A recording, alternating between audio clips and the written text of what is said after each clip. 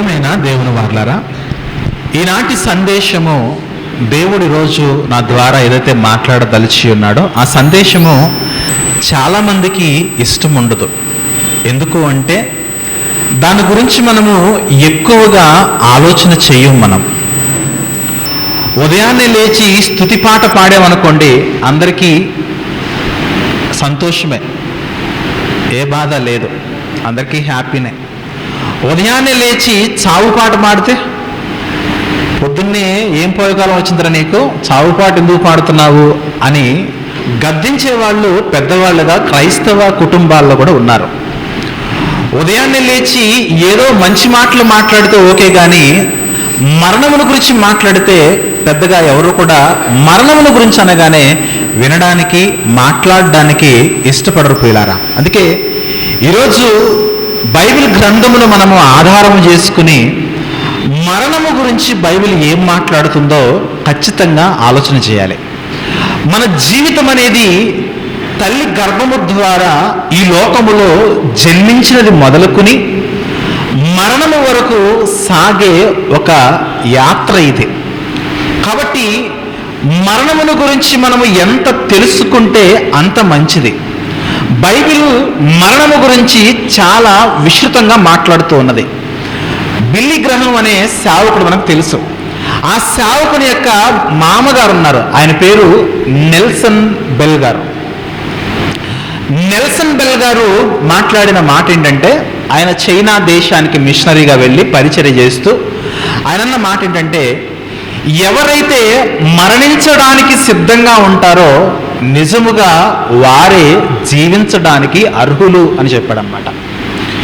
నిజముగా ఎవరైతే మరణించడానికి సిద్ధంగా ఉండడం అంటే, నాకు మరణము ఎప్పుడొచ్చినా పర్వాలేదు, ఐఎమ్ రెడీ, నేను మరణిస్తే దేవుని సన్నిధికి వెళ్ళిపోతాను అనే కాన్ఫిడెంట్ ఎవరికైతే ఉండి తగిన సిద్ధపాటు కలిగి ఉంటారో వారే మరణము తర్వాత నిజముగా జీవించడానికి అర్హత కలిగిన వారనే స్టేట్మెంట్ని నెల్సన్ బెల్గానే ఆ సేవకుడు తెలియజేయడం జరిగింది. ప్రియమైన దేవుని వారలారా, మనకంటే ముందటి శతాబ్దాలలో పరిచర్య చేసిన మరొక సేవకుడు ఉన్నాడు, చార్లెస్ హెచ్ స్పర్జన్.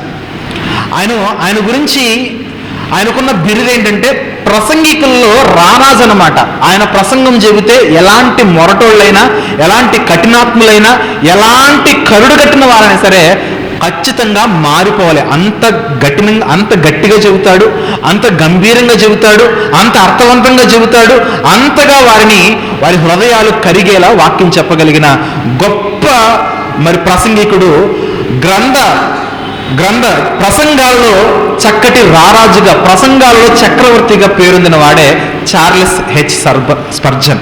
ఇదనే మాట ఆయన అంటున్న మాట ఏంటంటే, ఎవరైతే మరణానికి సిద్ధపడరో, ఎవరైతే మరణించడానికి సిద్ధపడరో, ఆయన అంటున్న మాట, ఎవరైతే మరణించడానికి సిద్ధపడరో వారి అంత వెర్రి వాళ్ళంత మూర్ఖత్వం కలిగిన వారు మరొకరు లేరనే స్టేట్మెంట్ ఆయన ఇచ్చాడు.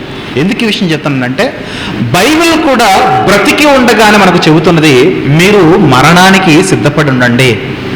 ఎప్పుడు ఏ రోజు ఏ రూపంలో మరణం నీకు దగ్గర వస్తుందో, ఎప్పుడు ఏ రూపంలో మరణం ఎన్నో ఆవహిస్తుందో నీవు ఎరుగవు. కాబట్టి ఎప్పుడు చచ్చిపోతామో ఎవరికీ తెలియదు. కాబట్టి ఎప్పుడైనా చనిపోవడానికి నీవు రెడీగా ఉండాలని బైబిల్ యొక్క శాస్త్రములను సిద్ధపరుస్తూ ఉన్నది. ఆ మరణముల గురించి మనం జాగ్రత్తగా విందాం ప్రియమైన దేవుని వారలారా. బైబిల్లో మరణము గురించి అనేకమైన విషయాలు రాయించడం జరిగారు. ఒకటి మనం చూద్దాం ఒకసారి.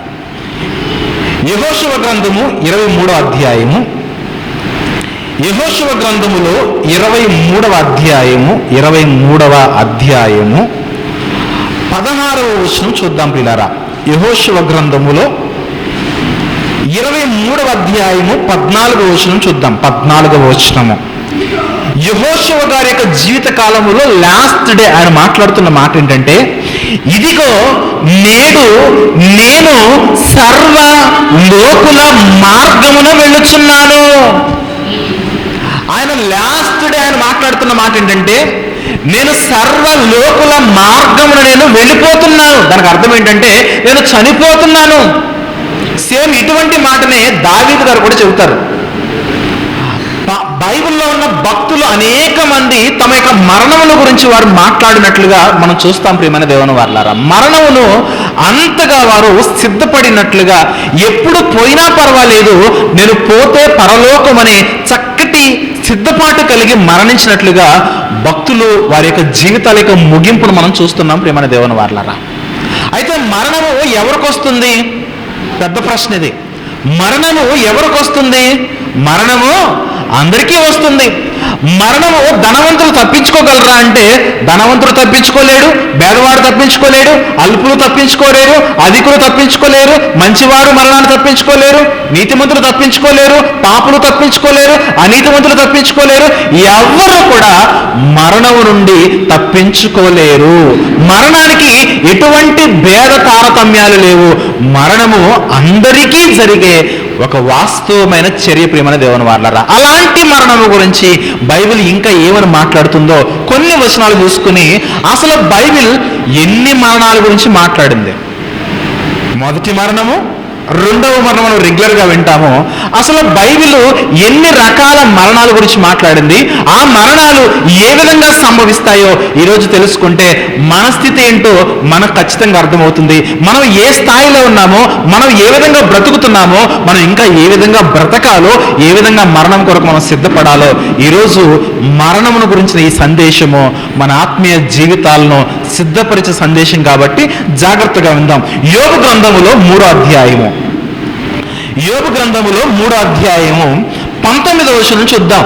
మరణము ఎవరికి సంభవిస్తుంది అని అంటే యోబు గ్రంథం 3వ అధ్యాయం 19వ వచనములో అల్పులేమి గనులేమి అందరూ కూడా అచ్చట ఉన్నారు. మరణానికి ఇక్కడ ధనవంతుడు పెద్దవాడు చిన్నవాడు అనే తేడా లేదు.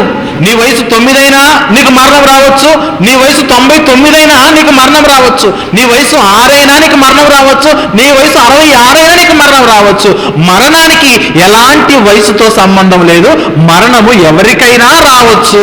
అందులో నేను గరుడనండి, నాకు మరణం రాదు అనుకోవడానికి అవకాశం లేదు. నేను శాస్త్రవేత్తనండి, నాకు మరణం రాదు అనుకోవడానికి అవకాశం లేదు. నేను అల్పుణ్ణండి, నాకెందుకు మరణం వస్తుందండి అనుకోవడానికి కూడా అవకాశం లేదు. మరణం ఎవరికంటే అల్పులేమి గనులేమి అందరూ వచ్చుతూ ఉన్నారు.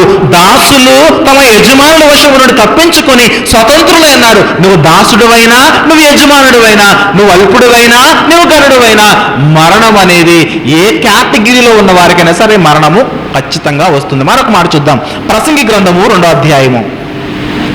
ప్రసంగి గ్రంథము మనకు తెలిసిన కొన్ని రిఫరెన్స్లు చూసుకుని మనము సందర్భాల్లోనికి మనం ప్రవేశిద్దాం. పిల్లరా, ప్రసంగి గ్రంథము 2వ అధ్యాయము 16వ వచనాన్ని చూద్దాము.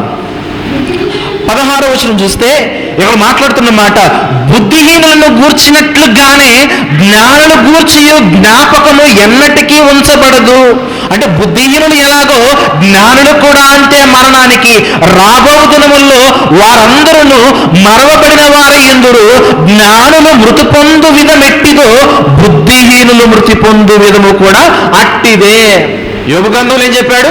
నువ్వు అల్పుడువైనా, నువ్వు గనుడువైనా నీకు మరణము తథ్యము, నువ్వు దాసుడువైనా యజమానుడువైనా నీకు మరణం తథ్యము. ఇక్కడ ప్రసంగి గ్రంథంలో చెబుతున్నాడు, నువ్వు బుద్ధిమంతుడువైనా బుద్ధిహీనుడువైనా, నువ్వు జ్ఞానివైనా అజ్ఞానివైనా నీకు ఖచ్చితంగా మరణం అనేది సంభవిస్తుంది. మరొక మాట చూసుకుందాం. ప్రసంగి గ్రంథము 9వ అధ్యాయము 2వ వచనం చూద్దాం పిల్లరా. ప్రసంగి గ్రంథము 9వ అధ్యాయము 2వ వచనం చూస్తే, సంభవించినవి అన్నీ అందరికీ ఏకరీతిగానే సంభవించును. ఇక్కడ ఎలాంటి తారతమ్యాలు లేవు. అయ్యో నేను నీతిమంతుడు కదా నాకు మరణం రాదనుకుంటే అది ఖచ్చితంగా మన పొరపాటు అవుతుంది. నీతిమంతులకును దుష్టులకును మంచివారికిని పవిత్రులకును అపవిత్రులకును బలు అర్పించు వారికి బలు అర్పింపవారికి యొక్క గతి ఒకటే. మరణము అందరికీ వస్తుంది. మరణము నుండి ఎవరు కూడా తప్పించుకోలేరు. నేను పవిత్రుణ్ణండి, నేను పరిశుద్ధుణ్ణండి అయినా కూడా మరణం వస్తుంది. ఈ లోకంలో అత్యంత పరిశుద్ధుడు ఎవరనంటే యేసుక్రీస్తు వారు. యేసుక్రీస్తు వారు మరణం నుండి తప్పించుకోగలిగారా? నో. ఆయన కూడా ఈ లోకంలో ఉండగా ఆయన కూడా మరణించాడు. మరణం నుంచి మనం ఎవరో కూడా తప్పించుకోలేము. కాబట్టి ఈ యొక్క 8వ అధ్యాయం 6వ వచనం చదివితే 8వ అధ్యాయము 8వ వచనం చూద్దాం. ప్రసంగి గ్రంథం 8వ అధ్యాయం 8వ వచనములో, గాలి విసరకుండా చేయుటకు గాలి మీద ఎవరికి అధికారము లేదు, మరణ దినము ఎవరికి వశము కాదు. నీ మరణ దినం ఎప్పుడు అంటే ఎవరు కూడా చెప్పలేరు. నీ డేట్ ఆఫ్ బర్త్ ఎప్పుడంటే, నువ్వు ఎప్పుడు పుట్టావంటే ఎవరు చెప్పగలరు. కానీ నువ్వు ఎప్పుడు మరణిస్తావంటే, నా మరణ దినము నాకు తెలియదు, నీ మరణ దినము కూడా నాకు తెలియదు. ఈవెన్ డాక్టర్ కూడా పలానా టైంకి పలానా తేదీకి చచ్చిపోతాడని పలానా టైం గ్యారంటీ ఎవరు ఇవ్వలేరు. చూడండి, ఒక వారం రోజుల్లో సుమారుగా చెబుతారు, ఒక నెల రోజుల్లో సుమారుగా చెప్తారు, అంతేగాని కరెక్ట్గా ఒక టైం చెప్పరు. చూడండి, మరణము ఎప్పుడు సంభవిస్తుందో ఎవరికీ తెలియదు. అయితే బాగా గమనించండి, ఇక్కడ నుంచి ఒక విషయంలోనికి మిమ్మల్ని నడిపిస్తాను. ఇప్పటి వరకు మరణము ఎవరికి అంటే మరణము అందరికీ అనే సమాధానము అందులో అల్పులైనా, గనులైనా, దాసులైనా, యజమానులైనా, ధనవంతులైనా, భేదలైనా, నీతిమంతులైనా, పాపులైనా, జ్ఞానులైనా, అజ్ఞానులైనా, బుద్ధిమంతులైనా, బుద్ధిహీనులైనా అందరికీ మరణం అని, నువ్వు అర్పణ ఇచ్చినా అర్పణ ఇవ్వకపోయినా మరణం అయితే తథ్యమని బైబిల్ చక్కగా డిక్లేర్ చేసేసింది. అయితే మరణము ఎన్ని రకాలు? నేను అడుగుతున్నాను మిమ్మల్ని, మరణము ఎన్ని రకాలు? బైబిల్ ఎన్ని రకాల మరణాల గురించి మాట్లాడింది? బైబిల్లో ఒక పదాన్ని మనం రెగ్యులర్గా వింటూ ఉంటాం, ఆ పేరే రెండవ మరణం అని వింటూ ఉంటాం. అయితే మనకు ఉన్నది కేవలము 2 మరణాలేనా, ఇంకా అంతకు మించి ఇంకేదైనా మరణాలు ఉన్నాయా అనే ఆలోచనతో వాక్యాన్ని మనం చక్కగా ఆలోచన చేస్తూ మనం ముందుకెళ్దాం. ప్రియమైన దేవుని వల్ల చాలా జాగ్రత్తగా వాక్యాన్ని వినండి. మరలా అర్థం కావడం కొరకు మళ్ళీ చెప్పాను కదా, స్టార్టింగ్లోనే చెప్పాను, మరణమును గురించిన సందేశము, మరణము గురించిన సిద్ధపాటు అనేది చాలా ప్రాముఖ్యమైనది. కాబట్టి ఎంత జాగ్రత్తగా మన హృదయాల్లో భద్రపరుచుకుంటే మన ఆత్మీయ జీవితాలు అంతగా పదిలంగా ఉంటాయి. కాబట్టి జాగ్రత్త పడదాం ప్రియమైన దేవుని వాళ్ళరా. చూద్దాం ఒకసారి మొదటి మరణము. అసలు మొదటి మరణం ఒక వ్యక్తికి ఎలా సంభవిస్తుంది? మొదటి మరణం యొక్క పేరేంటి? మొదటి మరణము ఎవరికి సంభవిస్తుందనంటే, ఈ లోకంలోనికి మనం జన్మించిన తర్వాత, ఈ లోకంలోకి మనం ప్రవేశించిన తర్వాత ఎందరైతే పాపము చేశారో, ఎందరైతే దేవుడు అనుగ్రహించు మహిమను పొందలేకపోతూ ఉన్నారో, ఎవరైతే ఆజ్ఞను అతిక్రమించారో, పాపము చేసిన ప్రతి ఒక్కరూ పొందుకునే మరణమే అది మొదటి మరణం. దానికి పెట్టబడిన పేరేంటంటే అది ఆత్మీయ మరణము. ఈరోజు మనం అందరం పాపాలు చేశామా? పాపాలు చేశాం. అంటే మనం అందరము కూడా ఆత్మీయంగా మనం అందరం కూడా చనిపోయి మొదటి మరణాన్ని మనము దాటుకుని వచ్చేసాం. ఈ లోకంలో పుట్టిన వారు ఎందరైతే ఉన్నారో అందరూ కూడా, ఏ భేదము లేదు, అందరూ కూడా పాపము చేసి దేవుడు అనుగ్రహించి మహిమను పొందలేకపోతున్నారు కదా. ఎందరైతే పాపము చేశారో, ఎందరైతే దేవుని యొక్క ఆజ్ఞలు అతిక్రమించారో అందరికీ వచ్చే మొదటి మరణం ఏంటంటే ఆత్మీయ మరణం. దాని పేరు స్పిరిచువల్ డెత్. దీని గురించి ఏదైనా వనంలోనే దేవుడు చెప్పాడు. దేవుడు సృష్టిని తయారు చేసిన తర్వాత, మనిషిని తయారు చేసిన తర్వాత ఆదాము హవ్వలను పక్కకు తీసుకొచ్చి, ఆదాము ముఖ్యంగా నీకు చెబుతున్నాను వినో, ఇదిగో ఈ తోటలో ఉన్న అన్ని పండ్ల ఫలాలు నువ్వు తినొచ్చు, కానీ ఇదిగో నేను చెబుతున్న మంచి చెడ్డల తెలివినిచ్చే ఆ వృక్ష ఫలాలను మాత్రం నువ్వు తినొద్దు, తిన్న దినమున నీవు నిశ్చయముగా ఏమని రాశారు? చచ్చేదవు అని రాశాడు. చూద్దాం ఒకసారి. ఆదికాండములో 2వ అధ్యాయము, ఆదికాండములోని 2వ అధ్యాయము 16వ వచనము 17వ వచనం చూద్దాం. ఆదికాండము 2వ అధ్యాయము 16వ వచనము 17వ వచనం చూస్తే, మరియు దేవుడైన యెహోవా ఈ తోటలో ఉన్న ప్రతి వృక్ష ఫలములను నీవు నిరభ్యంతరముగా తినొచ్చు. దేవుడు ఆదాముతో మాట్లాడుతున్న పోర్షన్ అది. ఆదాము, ఈ తోటలో ఉన్న ప్రతి ఫలమును తినొచ్చు. అయితే 17వ వచనములో మంచి చెడ్డల తెలివినిచ్చు వృక్ష ఫలములు నీవు తినకూడదు. ఆ తింటే ఏమైంది ప్రభువా అంటే, తింటే ఏమవుతుందంటే నీవు వాటిని తినదినమున నిశ్చయముగా చచ్చెదవు అని నరునికి దేవుడు ఆజ్ఞాపించాడు. నువ్వు తిన్నావా చస్తావు అన్నాడు. అదే అన్నాడా? నువ్వు తిన్నావా చచ్చిపోతావు, నువ్వు తిన్నావా చచ్చిపోతావు. ఇప్పుడు ఆదాము తిన్నాడా? తిన్నాడు. హవ్వ కూడా తిన్నదా? తిన్నది. వాళ్ళు చచ్చిపోయారా? అంటే చనిపోయారా? చనిపోలేదు, కానీ చనిపోయారు. ఎలా చనిపోయారనంటే వారు పాపములు చేయడం వల్ల ఆత్మీయంగా చనిపోయారు. ఒక ఇన్సిడెంట్ చెప్తాను. రీసెంట్గా ఒక 6-7 నెలల క్రిందట జరిగిన ఒక సందర్భం చెప్తాను. జీవన్ జ్యోతి చర్చ్ మీకు తెలుసు, వంశీ గారి చేత నడిపించబడుతున్న చర్చ్. ఆ చర్చ్లో ప్రవీణ్ అనే ఒక సహోదరుడు ఉన్నాడు. నా వయసు ఉంటుంది. ప్రవీణ్ అనే సహోదరుడు పెళ్ళయింది, 3 బిడ్డలతో చక్కగా ఆనందంగా ఉన్నాడు సహోదరుడు. చాలా జాగ్రత్తగా వినండి. ఆ సహోదరుడు ఆత్మీయుల ఒక కుటుంబానికి ఒక రోజు రాత్రి వెళితే, ఆ కుటుంబంలో ఉన్నవారు డ్రై ఫ్రూట్స్లో ఒక రకమైన ఫ్రూట్ని అతనికి ఇచ్చారు. అతను తిన్నాడు, అతని భార్య కూడా తిన్నారు.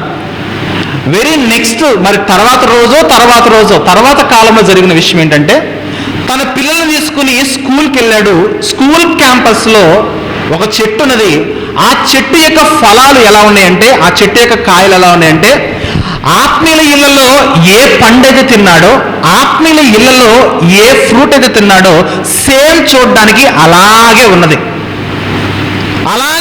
రంగు ఎలా ఉన్నది, సైజ్ అలాగే ఉన్నదని మనోడు ఒక 2-3 కాయలు ఒలుచుకుని డైరెక్ట్గా తినేశాడు.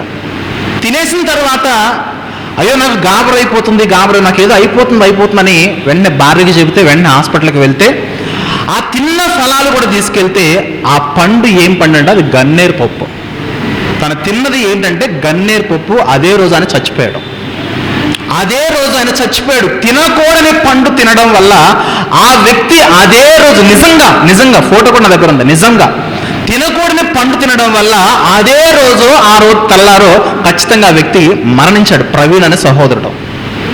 కానీ ఇక్కడ ఆదాము అవ్వలను చూడండి, పండేది తిన్నారు కానీ వాళ్ళు చనిపోలేదు. మరి దేవుడు ఏం చెప్పాడు? మీరు పండు తిన్న దినమున నిశ్చయముగా మీరు చచ్చెదరు. మరి మీరు ఎలా చనిపోయారు? మన పాపముల చేతను, మన అపరాధముల చేతను మనం ఎలా చనిపోయాము? చచ్చిన వారమై ఉన్నాం. దానికి అర్థం ఏంటంటే ఆత్మీయంగా చచ్చిపోతున్నాము. ఎప్పుడైతే దేవుడు చెప్పిన ఆజ్ఞ మనం నిర్లక్ష్యం చేస్తామో, ఎప్పుడైతే మనము ఆజ్ఞను అతిక్రమిస్తామో, ఎప్పుడైతే దేవుడు చెప్పినట్లుగా మనం బ్రతకడానికి ఇష్టపడమో, ఆ రోజు నుండి మనము ఆత్మీయంగా మనము చనిపోయిన వారము.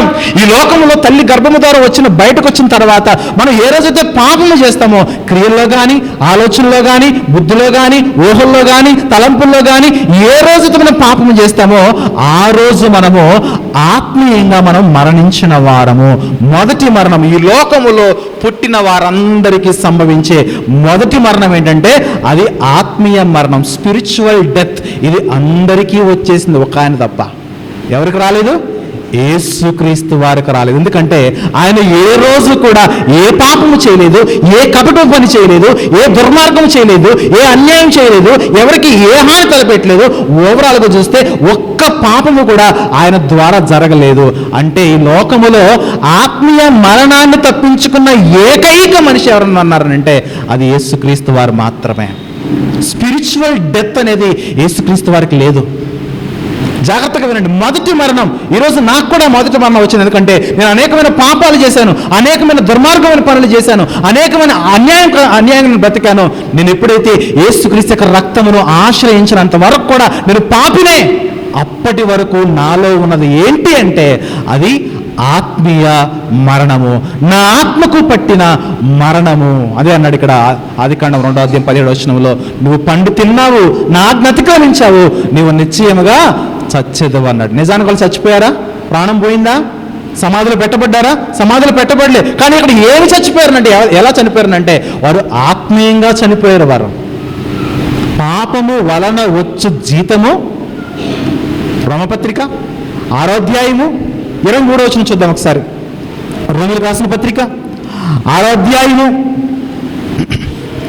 రోమపత్రిక 6:23 చూస్తే, ఎలయనగా పాపము వలన వచ్చు జీతము మరణము. ఇది ఏ మరణం? ఇది పాపము చేయడము వల్ల వచ్చే మరణము. దానికి పెట్టబడిన పేరు ఏంటంటే నీ ఆత్మ చచ్చిపోయిందయ్యా. నువ్వు ఏ రోజైతే అపరాధంలో ఉన్నావో, నువ్వు ఏ రోజైతే పాపాల్లో ఉన్నావో ఆ దినమున నీ ఆత్మ మరణించినది. జాగ్రత్త. ఇదే విషయాన్ని పౌలు భక్తుడు ఎఫెసు సంఘానికి చెప్పాడు. చూద్దాం ఒకసారి. ఎఫెసు పత్రిక 2వ అధ్యాయము, ఎఫెసులకు రాసిన పత్రిక 2వ అధ్యాయము 1వ వచనం చూద్దాం ఒకసారి.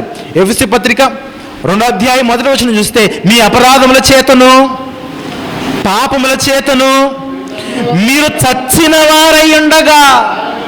ఎలా చచ్చిపోయాం మనము? అపరాధముల చేత చచ్చిపోయాము, పాపముల చేత చచ్చిపోయాము, దేవుని యొక్క ఆజ్ఞలు నెరవేర్చకపోవడం వల్ల చచ్చాము, ఆజ్ఞలు మనం అతిక్రమించడం వల్ల మనం మరణించాము. సేమ్ ఇదే మరణము గురించి ఆదికాండం 2వ అధ్యాయము 17వ వచనంలో, ఆదాము నువ్వు ఏ రోజైతే నా మాట వినవో ఆ రోజు నువ్వు ఆత్మలో నీవు చచ్చెదవు, నిశ్చయముగా నీవు చచ్చెదవు అనే పదాలు మనం చూస్తున్నాం ప్రియమైన దేవుని వారలారా. ఇది ప్రతి మనిషికి, ఎందరు ఈ లోకంలోనికి వచ్చి ఎందరైతే పాపం చేశారో అందరికీ వచ్చే మరణము, అది ఆత్మీయ మరణము. ఇది మొదటి మరణం ప్రియులారా. ఇది ఎన్నో మరణం? ఇది ఆత్మీయ మరణం అనేది మొదటి మరణము. దాని పేరేంటంటే స్పిరిచువల్ డెత్. ఆత్మ చచ్చిపోయింది, అపరాధముల చేత, పాపముల చేత ఆత్మ చచ్చిపోయింది. ఇక్కడ ఒక విషయం చెప్తాను వినండి. ఆత్మకు 2 మరణాలు ఉంటాయి, శరీరానికి 1 మరణం ఉంటుంది. టోటల్గా ఈ 3 మరణాల గురించి మనకు కంప్లీట్ అవగాహన మనం కలిగి ఉండాలి. మరొకసారి, ఆత్మకు ఎన్ని మరణాలు ఉంటాయి చెప్పండి? 2 మరణాలు ఉంటాయి. ఆత్మకు వచ్చిన మొదటి మరణాన్ని మనం ఇక్కడ చూసాం ఆల్రెడీ, అవునా? 2వ మరణం గురించి లాస్ట్లో చెబుతాను. మధ్యలో ఈ శరీరానికి వచ్చే మరణం గురించి మనం ఆలోచించాలి. ఏదైనా వనములో పండు తిన్నారు, ఆత్మీయతలో వారు చచ్చిపోయారు, అయినా శరీరంగా వారు జీవించేవన్నారా? జీవించేవన్నారు. దేవుడు వచ్చాడు, మాట్లాడాడు. ఆదాము తిన్నావా అంటే తిన్నానన్నాడు. తర్వాత అవ్వ తిన్నావా అంటే ఏదో చెప్పింది, సర్పముతో మాట్లాడాడు. తర్వాత ఈ మనుషుల దగ్గరికి దేవుడు వచ్చి మాట్లాడుతున్న మాట చూద్దాం ఒకసారి. ఆదికాండములో 3వ అధ్యాయము, ఆదికాండములోని 3వ అధ్యాయము 19వ వచనం చూద్దాం ప్రియమైన దేవుని వారలారా. ఆదికాండములోని 3వ అధ్యాయము 19వ వచనం చూసినట్లయితే, ఆదాముతో మాట్లాడుతున్నాడు, హవ్వముతో మాట్లాడుతున్నాడు. నీవు నేలకు తిరిగి చేరు వరకు నీ ముఖపు చెమట కార్చి ఆహారము తిందువు. ఏలనగా నేల నుండి నీవు తీయబడితివి, నీవు మన్నే గనక తిరిగి మన్నైపోదువు. ఈ శరీరం ఏంటి చెప్పండి? మట్టి శరీరం అండి, మట్టి శరీరము. ఈ మట్టి శరీరము ఏదో ఒక రోజు మరలా మట్టిలోనికి వెళ్ళిపోవాలి. ఈ శరీరానికి వస్తున్న మరణానికి పెట్టబడిన పేరేంటంటే ఇది శారీరక మరణము. దీన్ని ఇంగ్లీష్లో ఏమంటారంటే ఫిజికల్ డెత్. Physical death. ముందు చెప్పాను కదా, ఆత్మకు ఎన్ని మరణాలు? ఆత్మకి ఎన్ని మరణాలు? 2 మరణాలు. శరీరానికి ఎన్ని మరణాలు? ఒకే ఒక మరణము. ఆ మరణము గురించి ఆదికాండం 3వ అధ్యాయం 19వ వచనంలో దేవుడు మాట్లాడుతున్నాడు. ఆదాము నువ్వు తప్పు చేసావు, ఆదాము అవ్వ నువ్వు పాపం చేశారు కాబట్టి మీరు మంటి నుంచి తీయబడ్డారు కాబట్టి తిరిగి మన్నైపోతారు. మీరు స్పిరిచువల్గాను చనిపోయారు, మీరు ఆత్మీయంగా చనిపోయారు. ఎలా? నా ఆజ్ఞలు అతిక్రమించి నేను తినవద్దన్న పండు మీరు తిని స్పిరిచువల్గా చనిపోయారు. దాని పర్యవసానం ఏంటంటే మీరు ఫిజికల్గా కూడా చనిపోబోతారు. మీరు ఫిజికల్గా కూడా చనిపోతారు. మీరు ఫిజికల్గా కూడా చనిపోతారు. మీరు ఫిజికల్గా కూడా చనిపోతారు. మీరు మట్టి నుంచి తీయబడ్డారు కాబట్టి చివరికి ఎక్కడికి వెళ్ళిపోవాలి? మట్టిలోకి వెళ్ళిపోవాలి. ఈ లోకంలో ఎందరు మట్టి నుంచి తీయబడ్డారో, ఎవరు మట్టి శరీరాలు కలిగి ఉన్నారో ప్రతి ఒక్కరు కూడా మరలా తిరిగి మట్టిలోనికి తిరిగి చేరవలసినదే. ఇలా మనం ఆలోచించామనుకోండి, సందర్భం కాదు, ఒక విషయం చెప్తా. చాలామంది అడిగే ప్రశ్న ఏంటంటే, హనోకు మరణము చూడకుండా వెళ్ళిపోయాడంట కదా అని అడుగుతూ ఉంటారు. ఒకవేళ హనోకు మట్టి శరీరంతో ఉంటే ఖచ్చితంగా తిరిగి మన్నైపోవాలి. ఏలియా మరణము చూడకుండా వెళ్ళిపోయాడంట కదా అంటే, ఒకవేళ ఏలియా మట్టి శరీరాన్ని కలిగి ఉంటే మరలా ఈ వచనాన్ని బట్టి ఏలియా కూడా మట్టిలోకే వెళ్ళిపోవాలి. సందర్భం అది కాదు, జస్ట్ ఇన్ఫర్మేషన్ మనసులో ఉంచుకోండి. మన పాయింట్లోకి వచ్చేద్దాం వినండి. మన పాయింట్లోకి వద్దాం వినండి. ఇక్కడ 2వ మరణము గురించి, అంటే ఈ యొక్క శరీరంకు వచ్చిన మరణము మన క్రమములో 2వ మరణము. కానీ ఆత్మకు మొదటి మరణం చెప్పాను, అది స్పిరిచువల్ డెత్, ఆత్మీయ మరణం అని. శరీరానికి వస్తున్న మరణం గురించి అక్కడ మాట్లాడాడు. ఎవరైతే వారి కాలము తీరిన తర్వాత అయ్యి ఉండొచ్చు, ప్రమాదం వల్ల అయ్యి ఉండొచ్చు, రకరకాల వ్యాధుల వల్ల అయ్యి ఉండొచ్చు, లేదా తమంతట తాముగా వారి ఆత్మహత్యలు లాంటి ప్రాణములు తీసేసుకునే ప్రయత్నాలు చేయి ఉండొచ్చు. ఎప్పుడైతే ఈ శరీరం నుంచి ప్రాణము వేరైపోతుందో, ఈ శరీరంలోని ప్రాణము ఎప్పుడైతే ఈ ఊపిరి ఆగిపోతుందో, ఊపిరి ఆగిపోయిన మరుక్షణము ఈ శరీరాన్ని విడిచిపెట్టి ఆత్మ వెళ్ళిపోతుంది. శరీరం ఇక్కడే ఉంటుంది, చనిపోయిన యొక్క బాడీ ఇక్కడే ఉంటుంది, అతని యొక్క దేహం ఇక్కడే ఉంటుంది. కానీ ఏమంటారు చెప్పండి, పలానా వ్యక్తి మనకిక లేడు అంటారు. ఎందుకు విభజన చేసి మాట్లాడతారనంటే అతనిలో ఏమి లేదు, ప్రాణం లేదు. ఈ శరీరం నుంచి ఎప్పుడైతే ప్రాణము వేరైపోయిందో, ప్రాణము విడిచిపోయిన వెంటనే ఆత్మ ఈ శరీరాన్ని వదిలిపెట్టి వెళ్ళిపోతుంది. ప్రియమైన దేవుని వారలారా, ఈ మరణము అందరికీ వస్తుంది. ఇంతకుముందు చెప్పాను కదా, నీ వయసు 9 సంవత్సరాలైనా మరణం రావచ్చు, నీ వయసు 99 సంవత్సరాలైనా ఈ మరణం రావచ్చు. ఈ శరీరానికి వచ్చే ఈ ఫిజికల్ డెత్ నుంచి ఏ ఒక్కరు కూడా తప్పించుకోలేరు. ప్రియమైన దేవుని వాళ్ళరా, అందరికీ వస్తుంది. పుట్టినవాడు ఖచ్చితంగా మరణించాల్సిందే, దాని నుంచి ఎవరు కూడా తప్పించుకోలేరు. కానీ ఒక అవకాశం మీరు గమనించండి, స్పిరిచువల్ డెత్ నుంచి తప్పించుకునే అవకాశం ఉందా అంటే ఉంది. ఎలా? ఈ పుట్టినది మొదలుకొని అసలు ఒక్క పాపము కూడా చేయకుండా మనం బ్రతికితే, ఒకవేళ మనం బ్రతికితే, ఎవరు బ్రతికగల? యేసుక్రీస్తు వారు బ్రతికారు. కాబట్టి స్పిరిచువల్ డెత్ నుంచి, ఆత్మీయ మరణం నుంచి ఆయన తప్పించబడ్డాడు, కానీ ఇక ఫిజికల్ డెత్ నుంచి ఆయన తప్పించబడలేదు. చూడండి, ఎందుకంటే మట్టి శరీరంలో పుట్టిన ప్రతి వ్యక్తి కూడా స్పిరిచువల్గా ఒకవేళ పాపం చేస్తే మరణించవచ్చు, కానీ ఇక ఫిజికల్ డెత్ నుంచి ఎవరు కూడా మినహాయింపు కాదు. ప్రియమైన దేవుని వల్ల ఫిజికల్ డెత్ అనేది అందరికీ, శారీరక మరణం అనేది అందరికీ సంప్రాప్తం అవుతుంది. ఇది శరీరానికి సంభవించే ఒక మరణం. ఇంతకుముందు చెప్పాను ఆత్మకు 2 మరణం అని చెప్పాను కదా.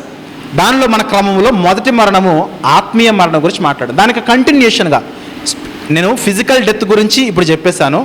ఫిజికల్ డెత్ గురించి చెప్పిన నేను ఒక విషయం చెప్పాను. అదేంటంటే ఆత్మీయ మరణము, ఆత్మకు 2 మరణాలు ఉన్నాయి. వాటిలో ఒకటి మొదటి మరణము, ఎప్పుడైతే మనం పాపం చేస్తామో ఆ రోజు మనకు మరణిస్తాము. అయితే ఇక్కడ మీరు బాగా గమనించండి, బైబిల్ 2వ మరణం గురించి అధికంగా మాట్లాడుతుంది. 2వ మరణం మీ జీవితాల్లో మీకు అసలు రాకూడదని బైబిల్ గట్టిగా బోధిస్తుంది. కానీ ఎవరికి 2వ మరణం అంటే, ఎందరూ ఇంకా పాపములో ఉన్నారో వారికి 2వ మరణము. ఎందరూ క్రీస్తు యొక్క రక్తంలో కడగబడలేదో వారికి 2వ మరణము. ఎందరూ ఇంకా అవిశ్వాసములో ఉన్నారో వారికి 2వ మరణము. ఎందరూ యేసుక్రీస్తు యొక్క రక్తం వల్ల కడగబడిన తర్వాత కూడా మరలా పాపములు బ్రతుకుతున్నారో వారికి ఆత్మకు పట్టే గతి, అంటే ఈ యొక్క ఫిజికల్ డెత్ అయిపోయిన తర్వాత, ఈ యొక్క శారీరక మరణం తర్వాత, ఈ శరీరం నుంచి ఆత్మ విడిచి వేరైపోయిన తర్వాత ఈ యొక్క ఆత్మకు వచ్చే మరణం గురించి మాట్లాడుతున్నాడు ప్రకటన గ్రంథంలో. చూద్దాం ఒకసారి. ప్రకటన గ్రంథము 20వ అధ్యాయము, ప్రకటన గ్రంథము 20వ అధ్యాయము 13వ వచనం చూద్దాం ప్రియులారా. ప్రకటన గ్రంథములో 20వ అధ్యాయము 13వ వచనం చూద్దాం ఒకసారి. సముద్రము తనలో ఉన్న మృతులను అప్పగించెను. ప్రభు రాకడ జరిగింది. ఆయా ప్రాంతాల్లో, ఆయా కాలాల్లో, చరిత్రలో చాలామంది చనిపోయారు. ప్రభు రాకడ జరిగిన తర్వాత ఈ ఆత్మ ఎక్కడైతే పాతాళంలో ఉన్నా, నీ శరీరం ఎక్కడైనా దేహాలు సముద్రంలో ఉన్నా, ఎక్కడున్నా సరే సముద్రము తనలో ఉన్న మృతులను అప్పగించెను. తర్వాత మరణము, పాతాళ లోకమును, వాటి వశమునున్న మృతులను అప్పగించెను. వారిలో ప్రతివాడు తన క్రియల చొప్పున తీర్పు పొందెను. అదిగో అప్పగించెను, తీర్పు పొందెను. 14వ వచనములో మరణమును, మృతుల లోకమును అగ్నిగుండములో పడవేయబడెను. ఈ అగ్నిగుండము 2వ మరణం అన్నాడు. చూడండి, ఈ 2వ మరణము దేనికి సంబంధించింది? ఈ 2వ మరణము దేనికి సంబంధించింది అంటే ఆత్మకు సంబంధించింది. ఓవరాల్గా నేను 3 మరణాల గురించి అడ్రస్ చేస్తున్నాను. మొదటిది, ఈ లోకములో పుట్టిన వారు పాపము చేయడం వల్ల పొందుకునే ఆత్మీయ మరణము. ఇక 2వ మరణం మన శరీరానికి సంభవించేది, అది ఫిజికల్ డెత్. కానీ ఆత్మకు సంబంధించే 2వ మరణం ఏంటంటే, మనం ఫిజికల్గా చనిపోయిన తర్వాత, ఈ శరీరం నుంచి ఆత్మ వెళ్ళిపోయిన తర్వాత వస్తున్న మరణం గురించి మాట్లాడుతున్నారు. నువ్వు మృతుల లోకములో ఉన్నా, సముద్ర తీరములో ఉన్నా, నువ్వు ఎక్కడైనా ఉండు, ఒకానొక రోజు ప్రభు రాకడ వచ్చింది. మృతులు తమలో ఉన్న పాతాళం తమలో ఉన్న మృతులను అప్పగిస్తుంది. ఆ దినమున నువ్వు చేసిన క్రియలను బట్టి నువ్వు అగ్నిగుండములో వేయబడతావు. అగ్నిగుండములో వేయబడే క్రియ అంటున్నాడు, అది 2వ మరణం. అది ఎవరికి వస్తుంది అంటే 21వ అధ్యాయము 8వ వచనం చూద్దాం ప్రియులారా. ప్రకటన గ్రంథము 21వ అధ్యాయము 8వ వచనం చూస్తే, ఇదిగో 2వ మరణముగా పిలువబడుతున్న ఆత్మకు కలుగుతున్న ఈ 2వ మరణము ఎవరికి వస్తుంది అని అంటే, నరకములో పడవేయబడి వారు ఎవరు అంటే, ఎవరైతే పిరికితనములో ఉన్నారో వారికి 2వ మరణం. 2వ మరణం అంటే నరకములో పడవేయబడము, నీ ఆత్మ నరకములో కాలిపోవడము, నీ ఆత్మ నరకములో నిత్యము కూడా కాలిపోవడము, దానికి పెట్టబడిన పేరే నిత్య మరణము. రెండవ మరణంగా పిలువబడుతున్న ఈ మరణానికి పెట్టబడిన పేరు నిత్య మరణము, ఎటర్నల్ డెత్. ఈ ఎటర్నల్ డెత్ ఎవరికి అంటే ఎవరైతే పాపములో ఉండి చచ్చిపోయారో, ఎవరైతే పాపము వలన చనిపోయారో, ఎవరైతే క్రీస్తు యొక్క రక్తంలో కడగబడకుండా చనిపోయారో, ఎవరైతే క్రీస్తు యొక్క రక్తంలో కడగబడి ఇంకా పాపములో అతిక్రమాలు చేసుకుంటూ చనిపోయారో వారు ఈ రెండవ మరణముగా, ఆత్మకు కలిగే ఈ రెండవ మరణముగా పిలువబడుతూ ఉన్న ఎటర్నల్ డెత్, నిత్య మరణము, శాశ్వత మరణములోనికి ప్రవేశిస్తారు. ప్రియమైన దేవుని వారలారా, వారు ఎవరు అంటే వారిలో పిరికి వారు ఉన్నారు, ఎవరు దేవుని పట్ల అవిశ్వాసంగా ఉన్నారు, అవిశ్వాసులు రెండవ మరణం ఉంటుంది, అసహ్యులకు రెండవ మరణం ఉంటుంది, నరహత్తులకు రెండవ మరణం ఉంటుంది, వ్యభిచారులకు రెండవ మరణం ఉంటుంది, మాంత్రికులకు రెండవ మరణం ఉంటుంది, విగ్రహారాధకులకు రెండవ మరణం ఉంటుంది, అబద్ధికులందరికీ అగ్ని గంధములతో మండు గుండములో పాలు పొందుదురు. ఇది రెండవ మరణము. ఇది ఏ రెండవ మరణము? ఆత్మకు పట్టిన రెండవ మరణం. ఇది ఎప్పుడు సంభవిస్తుంది? ఈ శరీరం తర్వాత, ఈ శరీరం ఎప్పుడైతే మరణిస్తుందో, ఈ శరీరం నుంచి ఆత్మ వేరైపోయిన తర్వాత ఈ యొక్క ఆత్మకు సంభవించే రెండవ మరణం ఇది. ఈ మరణానికి పెట్టబడిన పేరు నిత్య మరణము, ఎటర్నల్ డెత్ అన్నమాట. దాని తర్వాత ఇంకేమీ ఉండదు. ఇక అగ్నిలో, అగ్ని అంధకాలలో, నరకములో నిరంతరం కూడా శాశ్వత కాలము కాలిపోతూ ఉండాలి. దానికి పెట్టబడిన పేరే రెండవ మరణము. మరి ఆత్మకు మొదటి మరణం ఏంటి? మరొకసారి రిపీట్ చేస్తున్నా, ఆత్మకు మొదటి మరణం ఏంటి అర్థం చేసుకోవాలి. ఎప్పుడైతే ఈ లోకంలో జన్మించిన తర్వాత మనం పాపం చేస్తామో, ఆజ్ఞలు అతిక్రమిస్తామో, ఆత్మీయంగా మనం చనిపోతే మనకు వచ్చే మరణమే మొదటి మరణం. ఆత్మకు రెండు మరణాలు, ఒకటి ఆత్మీయ మరణము, రెండోది ఎటర్నల్ డెత్గా పిలువబడుతున్న నిత్య మరణము. ఈ రెండింటి మధ్యలో ఒక మరణం ఉన్నది. ఆ మరణమే ఫిజికల్గా మనం చనిపోవడము, ఫిజికల్ డెత్, శారీరక మరణం. దీన్ని బాగా అర్థం చేసుకోండి. పాపము చేసిన వెంటనే, ప్రతి వ్యక్తి పాపము చేసిన వెంటనే అతను పొందుకునే మరణము స్పిరిచువల్ డెత్, ఆత్మీయ మరణము. ఏదైనా వనంలో పండు తిన్నారు, పాపం చేశారు, వాళ్ళు ఏ మరణంలో పొందారు? ఆత్మీయ మరణంలో, స్పిరిచువల్గా చనిపోయారు, కానీ ఫిజికల్గా మాత్రము బతికే ఉన్నారు. ఫిజికల్గా బ్రతికే ఉన్న వారి దగ్గరకు వచ్చి దేవుడు చెప్పాడు, నువ్వు మంటి నుంచి తీయబడ్డావు కాబట్టి తిరిగి మన్నైపోతావని. ఫిజికల్ డెత్ గురించి, శారీరక మరణం గురించి మాట్లాడాడు. మీరు ఎప్పుడైతే ఈ యొక్క శరీరం నుంచి ప్రాణం పోయిన తర్వాత ఆత్మ వేరైపోతుందో, నీ ఆత్మ జరిగించిన క్రియలను బట్టి నీకు రెండవ మరణం ఉంటుంది. ఈ రెండవ మరణాన్ని తప్పించుకునే భాగ్యము, సౌభాగ్యము దేవుడు సర్వ మానవాళికి ఇచ్చాడు. ఈ ఫిజికల్ డెత్ నుంచి ఎవరు తప్పించలేరు. ఫిజికల్గా అందరూ చనిపోవాలి. యేసుక్రీస్తు సహా అందరూ చనిపోయారు ఫిజికల్గా, శారీరకంగా. కానీ యేసుక్రీస్తునందులో మనం కొత్తగా జన్మిస్తే, యేసుక్రీస్తులో మనము పునర్జన్మ పొందుకుంటే, యేసుక్రీస్తులో పునర్జన్మ సంబంధమైన స్నానం వల్ల మనము నీటి మూలముగా, ఆత్మ మూలముగా మనము తిరిగి జన్మిస్తే, ఒకసారి ఆత్మలో మనము చచ్చిపోయాము, ఆత్మీయ మరణము. ఆత్మీయ మరణము ద్వారా మరణించిన మనము యేసుక్రీస్తు యొక్క రక్తము యొద్దకు వచ్చి, ప్రభువా నీవే దిక్కు, నాకు రెండవ మరణం నా ఆత్మకు వద్దు నాయనా అని ఆయన చెంతకు వస్తే, ఆయన రక్తములో కడగబడితే మనము రెండవ మరణాన్ని మనం ఖచ్చితంగా తప్పించుకుంటాం. అలా తప్పించుకున్న వారిలో అబ్రహాము మొదలుకొని పితరులు ఉన్నారు, అబ్రహాము మొదలుకొని ప్రవక్తలు ఉన్నారు, అపోస్తులు అందరూ ఉన్నారు, సేవకులు అందరూ ఉన్నారు, దేవుని కొరకు నిస్వార్థంగా బ్రతికిన వారు అందరూ ఉన్నారు. వీళ్ళందరూ కూడా రెండవ మరణాన్ని తప్పించుకున్నారు. ఈరోజు దేవుడు మనతో మాట్లాడుతున్నాడు, నీవు రెండవ మరణాన్ని తప్పించుకోవడానికి సిద్ధపడుతున్నావా? ఫిజికల్గా ఎలాగైనా చచ్చిపోతాం. నువ్వు 100 బ్రతుకు చనిపోతావు, 90 బ్రతుకు చనిపోతావు, 80 తర్వాత చనిపోతావు, 60 తర్వాత చనిపోతావు, 50 తర్వాత చనిపోతావు, రేపు కూడా పోవచ్చు ఫిజికల్గా. కానీ నిత్య మరణంగా పిలువబడుతున్న రెండవ మరణం, ఎటర్నల్ డెత్ ఉంది చూసావా, దాన్ని తప్పించడానికి దేవుడు ఒక మార్గమును ఏర్పాటు చేసి ఉన్నాడు. నికోదేము వచ్చి అడిగాడు, ప్రభువా ఏం చేయాలి బోధకుడా అంటే, నికోదేముకి యేసుక్రీస్తు వారు చెబుతున్న మాటలు చూద్దాం ఒకసారి. యోహాను సువార్త 3వ అధ్యాయము, యోహాను సువార్తలోని 3వ అధ్యాయము 3వ వచనం చూద్దాం. యోహాను సువార్తలోని 3వ అధ్యాయము 3వ వచనం చూసినట్లయితే, అందుకు యేసు నికోదేముతో అంటున్న మాట, అయ్యా నికోదేము, నువ్వు పరిసేడు కదా, నువ్వు గొప్ప గొప్ప బోధ చేసావు కదా, నీకు ధర్మశాస్త్రం తెలుసు కదా, నీవు పాపములు చేసి ఆత్మీయంగా మరణించి చచ్చిన స్థితిలో నీవు ఉన్నావు కదా, నీవు రెండవ మరణంగా పిలువబడుతున్న నరకాలను తప్పించుకోవాలంటే నువ్వు కొత్తగా జన్మించాలి. ఎలా ప్రభు అంటే, ప్రభు చెబుతున్నాడు, ఒకడు కొత్తగా జన్మించితే గాని అతడు దేవుని రాజ్యమును చూడలేడని నీతో నిశ్చయముగా చెప్పుచున్నాను. అందుకు నికోదేమన్నాడు, ప్రభువా, ముసలివాడైన మనుషుడు ఎలాగో జన్మిస్తాడు? ఈ ముసలోడు మరలా తల్లి గర్భంలోకి వెళ్ళిపోయి మరలా బయటికి రాగలడా? అది అసాధ్యము కదా. అంటే ఎంతసేపు కూడా శరీర రకంగా ఆలోచిస్తున్నాడు. నికోదేము శరీరరీతిగా ఆలోచిస్తున్నాడు.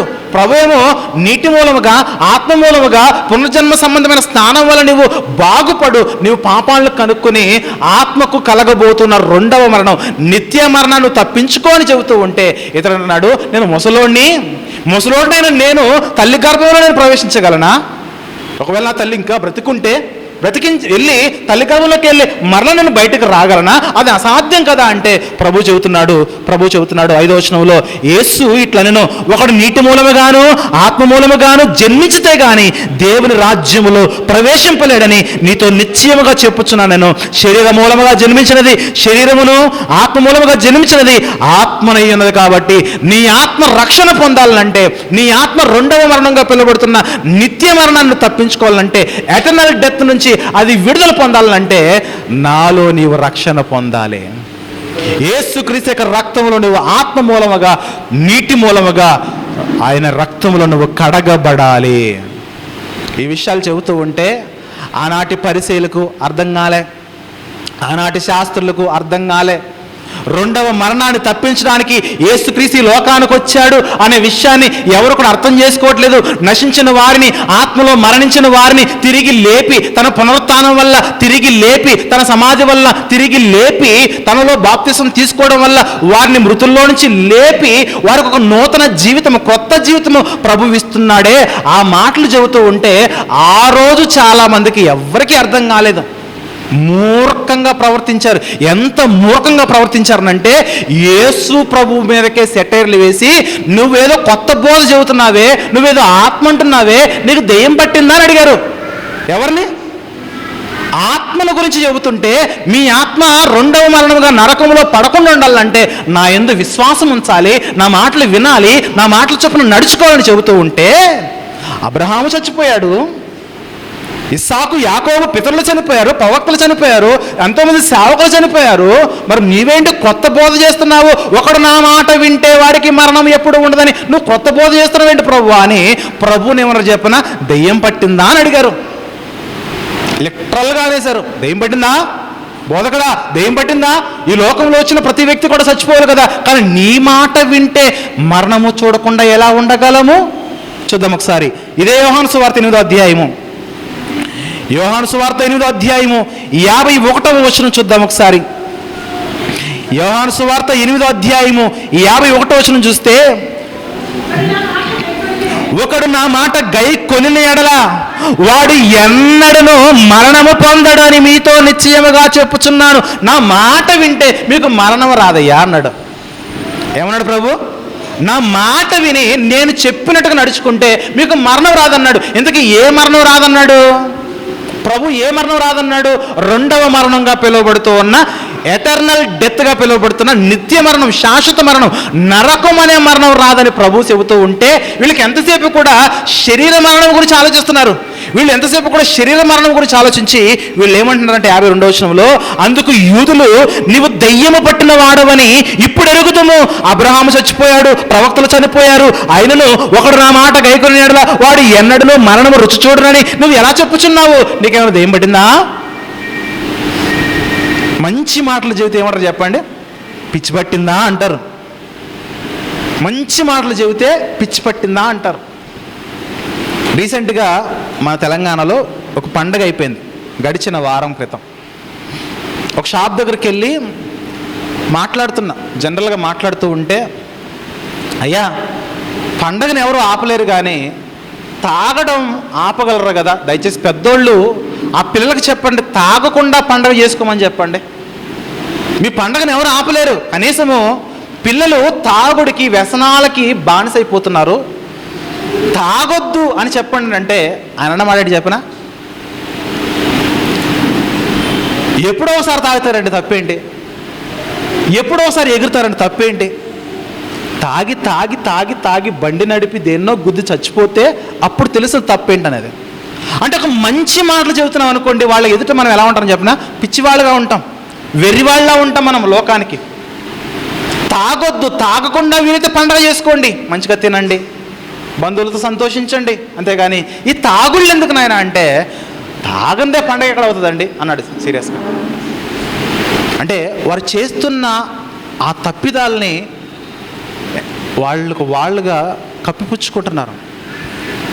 సేమ్ యేసుక్రీస్తు వారు కూడా అలాగే చెబుతున్నాడు, నా మాటల ప్రకారంగా నడుచుకోండి అయ్యా, నీతిగా, యథార్థంగా, పరిశుద్ధంగా బాప్తిసం తీసుకుని రక్షణ పొంది నా రక్తంలో కడగబడి నా మాటల చొప్పున బ్రతకండి. ఇలా బ్రతికితే మీకు మరణము ఎన్నటికీ ఉండదని ప్రభు చెబుతూ ఉంటే, వాళ్ళు శరీర రూపకంగా ఆలోచించి వాళ్ళు ఏమంటున్నారంటే, నీకు దెయ్యం పట్టింది, అబ్రహాము చచ్చిపోయాడు, యాకోబు చనిపోయాడు, ఇస్సాకు చనిపోయాడు, ప్రవక్తలు అందరూ చనిపోయారు, నువ్వేంటి కొత్త బోధ చేస్తున్నావు, మరణం రుచి చూడరని, అందరికీ మరణం వస్తుంది కదా అంటున్నారు. ప్రియమైన దేవుని సంగమా, శారీరక మరణం, ఫిజికల్ డెత్ నుంచి ఎవరూ కాపాడలేరు. యేసుక్రీస్తు వారు కూడా ఫిజికల్గా ఆయన చనిపోయాడు. రక్త మాంసములు కలిగిన ఈ శరీరం ఒకరోజు మరణించింది. కానీ యేసుక్రీస్తు వారు నిత్య మరణంలోనికి వెళ్ళలేదు చూడండి. ఆయన అనుసరించిన అపోస్తలులు ఎవరు కూడా నిత్య మరణంలోకి వెళ్ళలేదు చూడండి. ఆయన సేవ చేసిన భక్తులు ఎవరు కూడా నిత్య మరణంలో లేరు చూడండి. ఆ నిత్య మరణాన్ని తప్పించడానికి ప్రభు ఏర్పాటు చేసిన మార్గమే ఈ క్రైస్తవ్యం. ప్రియమైన దేవుని వారలారా, నిత్య మరణంను తప్పించుకోవాలి. ఈరోజు మనం ఆత్మకు పట్టిన మొదటి మరణం అందరికి వచ్చేసింది. ఏ రోజైతే మనం దేవుని యొక్క వాక్యానికి, దేవుని యొక్క మాటకు, దేవుని యొక్క ఆజ్ఞకు మనం ఎదురెళ్ళి అతిక్రమించామో ఆత్మీయ మరణం అందరికీ వచ్చేసింది. ఇక తర్వాత ఫిజికల్గా కూడా ఏదో ఒక సంవత్సరంలో చచ్చిపోతాం, ఏదో ఒక సంవత్సరంలో మన ఆయుష్కాలంలో ఏదో ఒకరోజు చనిపోతాం. కానీ బైబిల్ మాట్లాడుతున్న రెండవ మరణంగా మాట్లాడుతున్న, ఆత్మకు పట్టిన రెండవ మరణంగా మాట్లాడుతున్న నిత్య మరణం ఉంది చూసారా, దాని నుండి ఖచ్చితంగా మనము తప్పించుకోవాలి. తప్పించుకుంటేనే మనం బ్రతకగలం. తప్పించుకోకపోతే మనకు నిరంతరము మరణమే. ఏంటా మరణము? నరకములో మరణము. ఎఫెసీ పత్రిక 2వ అధ్యాయము 1వ వచనం చూద్దాం ఒకసారి. ఎఫెసీ పత్రిక 2వ అధ్యాయము 1వ వచనము, మీ అపరాధముల చేతను పాపముల చేతను మీరు చచ్చిన వారై ఉండగా, మీ ఆత్మ చచ్చిపోయింది, అపరాధాలు చేయడం వల్ల ఆత్మ చచ్చిపోయింది, చచ్చిపోయిన వారై ఉండగా ఆయన దేవుడు మిమ్మును క్రీస్తుతో కూడా బ్రతికించెను.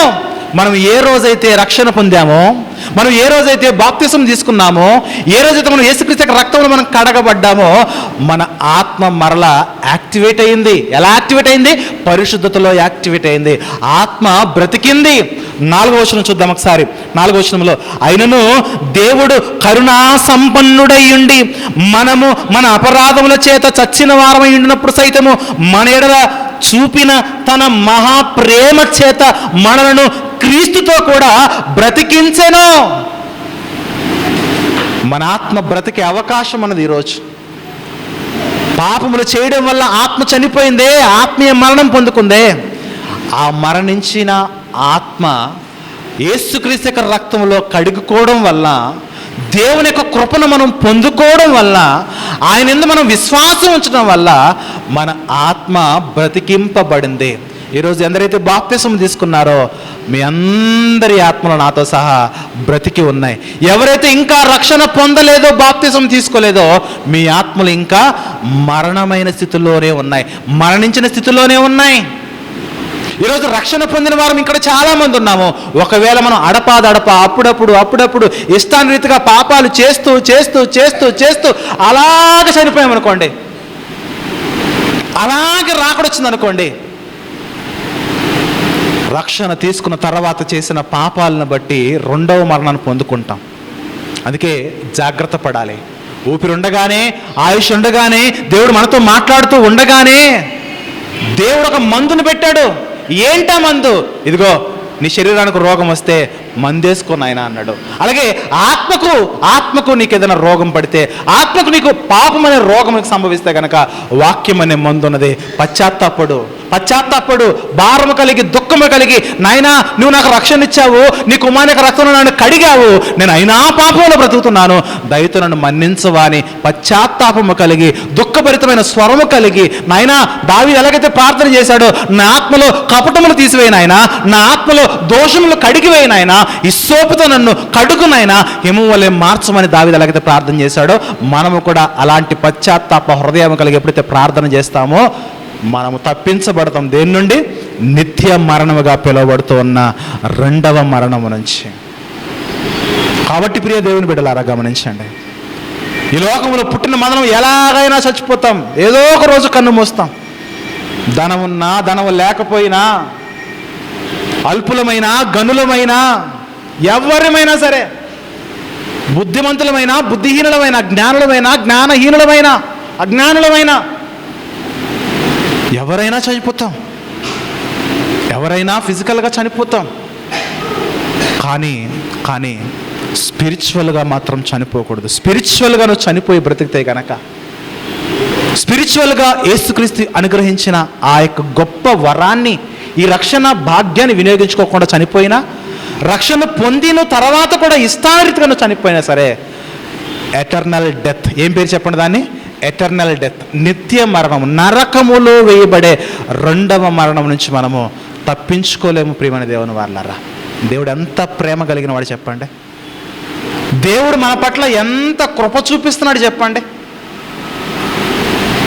119 కీర్తనలు 3 పర్యాయాలు ఉంటుంది, నీ వాక్యము నన్ను బ్రతికిస్తుందనే. రక్షణ పొందాము ఈరోజు, అందరూ కూడా అనేక మంది రక్షణ పొందారు. కానీ ఇంకా లోకములు బ్రతుకుతున్నారు, లోక వ్యసనాలు బ్రతుకుతున్నారు. దేవుడిస్తున్న ఒక పిలుపు, మార్పు చెందండి. ఏదైతే పాపం విడిచిపెట్టావో ఆ పాపం మరలా చేయకో. చేస్తే గనక, అలాగే బ్రతికి చచ్చిపోతే గనక నువ్వు నిత్య మరణాన్ని తప్పించుకోలేవు. అందుకే దేవుడు ప్రేమించి మనం బ్రతికుండగా చెబుతున్నాడు, నిత్య మరణాన్ని తప్పించుకో మిత్రమా. తప్పించుకుందామా? తప్పించుకోవాలి. బైబిల్ 3 మరణాలు చెప్పింది. ఆ 3 మరణాల్లో 2 ఆత్మకి, 1 శరీరానికి. ముగించేస్తాను. ఆత్మకేమో ఎప్పుడైతే పాపం చేస్తామో పాపము చేసినప్పుడు మనకు వచ్చే మరణం ఏంటి చెప్పండి? ఆత్మీయ మరణము, స్పిరిచువల్ డెత్. మనం ఈ లోకాన్ని విడిచిపెట్టి వెళ్ళిపోతామే, శరీరం నుంచి ప్రాణం వేడైపోయే ఆత్మ వెళ్ళిపోతుంది. అదేంటంటే ఫిజికల్ డెత్. ఫిజికల్ డెత్ అయిపోయిన తర్వాత మనకు మరొక డెత్ ఉంది. ఒకవేళ పాపములోనే బ్రతికితే దాన్ని పొందుకుంటాము. పాపమును విడిచి పరిశుద్ధంగా బ్రతికితే దేవుని సన్నిధి దగ్గరికి వెళ్ళిపోతాం, పరదేశంలో ఉంటాం. అబ్రహాము ఉన్న ప్లేస్లో ఉంటాము, అపోస్తులు ఉన్న ప్లేస్లో ఉంటాము, సేవకులు ఉన్న ప్లేస్లో ఉంటాము, దేవుని యొక్క భక్తులు ఉన్న ప్లేస్లో మనము నెమ్మది పొందుతాము. ఒకానొక దినమున తీర్పు జరుగుతుంది. తీర్పు దినమున మనందరం కలిసి దేవుని సన్నిధిలోనికి మనము సగర్వముగా దేవుడిచ్చిన ఆధిక్యతను మనం ఉపయోగించుకొని ఆయన సన్నిధిలో మనము ముందుకు కొనసాగుతాం ప్రియులారా. కాబట్టి ఒక సేవకునిగా సంఘముతో భారము కలిగి చెబుతున్న మాట, దయచేసి ఇంకెవరైనా రక్షణ పొందకపోతే రక్షణ పొందండి. రక్షణ పొందలేదు అంటే దానికి అర్థము మీరు ఇంకా ఆత్మీయంగా మరణించిన స్థితిలో ఉన్నారు. రక్షణ పొందిన తర్వాత కూడా ఇంకా శరీర కార్యాలు విసర్జించలేదా, దానికి అర్థం ఏంటంటే 2వ మరణానికి మీరు సిద్ధంగా ఉన్నారు. అప్పుడప్పుడు తప్పుడు అడుగులు వేస్తూ ఉంటాం, అది ఎవరైనా సరే.